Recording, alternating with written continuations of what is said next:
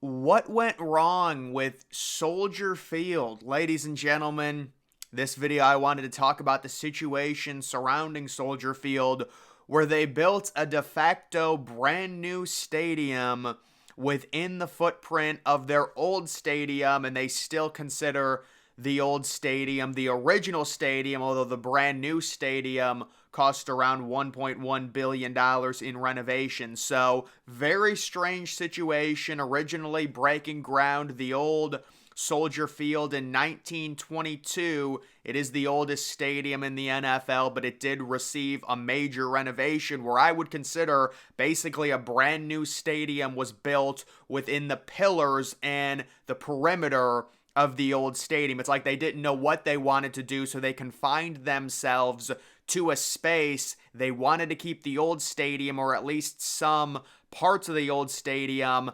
In the end, they just got kind of a bland, outdated, newer model with a giant wall of seats. The total renovation in 2003 cost just over $1 billion in 2015 dollars. So I would say at this point with inflation, it probably cost about $1.2 billion, basically what a new stadium would cost.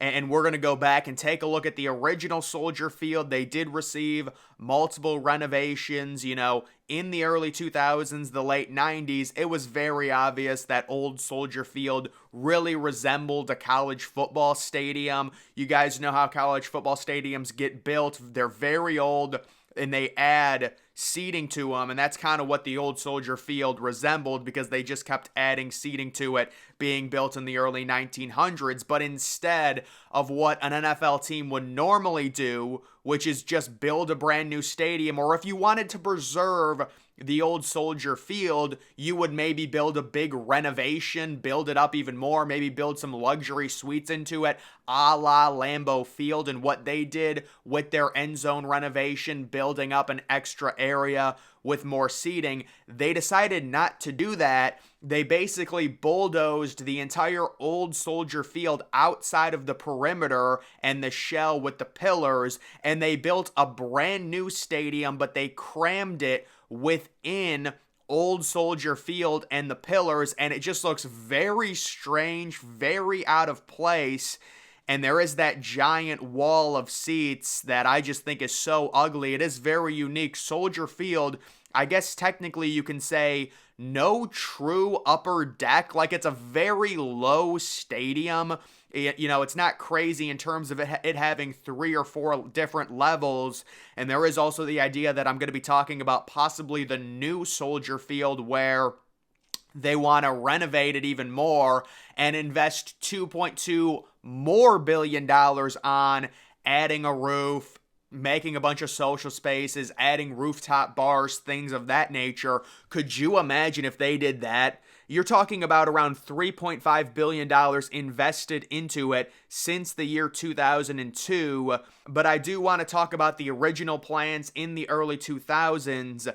The stadium's interior would be demolished and reconstructed, while the exterior would be preserved. Fans and radio hosts criticized the small seating capacity of the new venue, and others have criticized Soldier Field's grass surface after the first seasonal freeze and the refusal to consider a new generation artificial surface, leaving the Bears to play on dead grass. So yes, this is kind of the exact opposite of what's going on right now in the NFL. Basically everyone, all the players, they want the stadiums to switch to natural grass. Well, Soldier Field has natural grass, but it's routinely considered the worst playing surface in the NFL, and it's been criticized.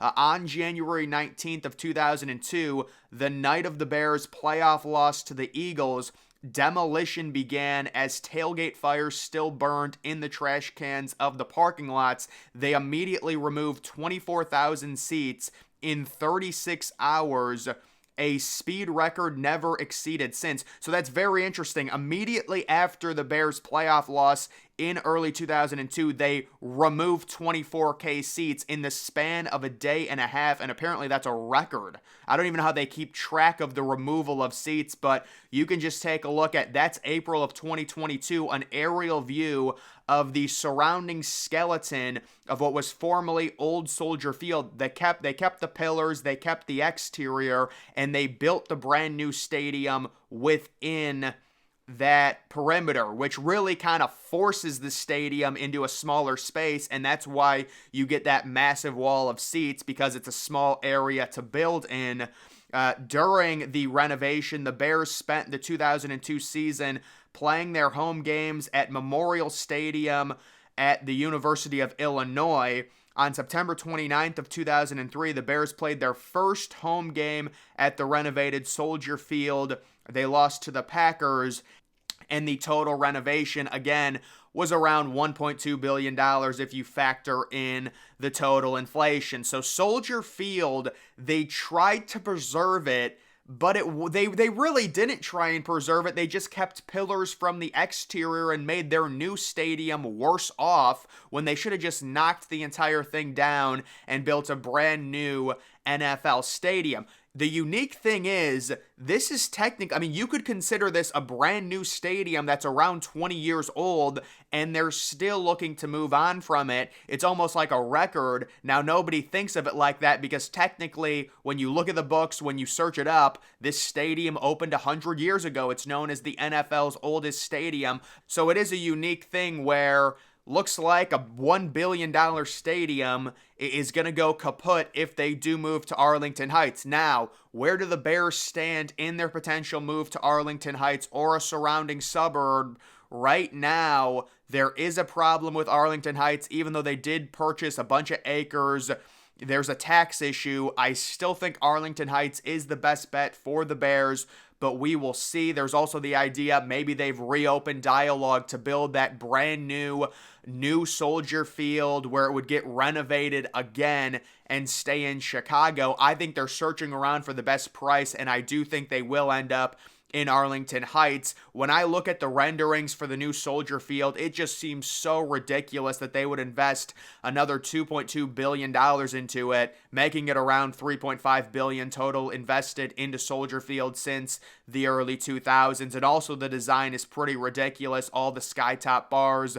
I mean, honestly, they could stay in Chicago, I guess, but definitely an NFL team like the Bears can get away with moving to a suburb because they've got such high demand for every one of their home games, and the idea would be to create an entire stadium district in and around Arlington Heights, or maybe another suburb in Chicago like Aurora. I did another video on this, but I just wanted to talk about why did Soldier Field fail.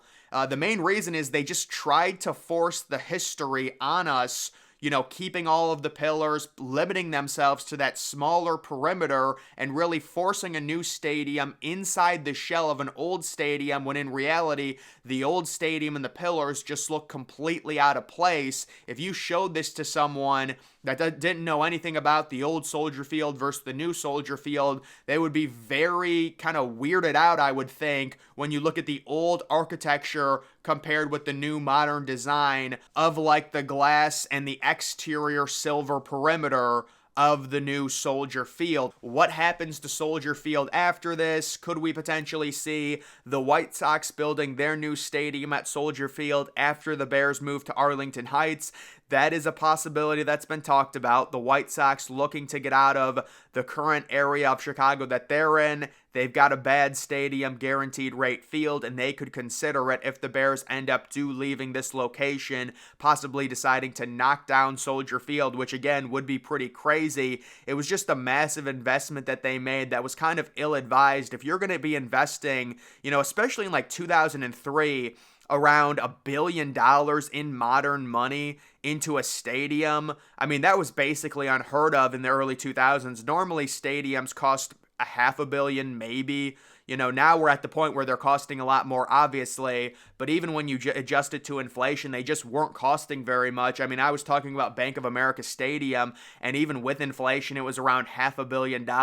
For this stadium to cost $1.2 billion, that is a huge investment that really They should not have limited themselves to fitting a brand new state-of-the-art stadium into the pillars and the perimeter of the old Soldier Field.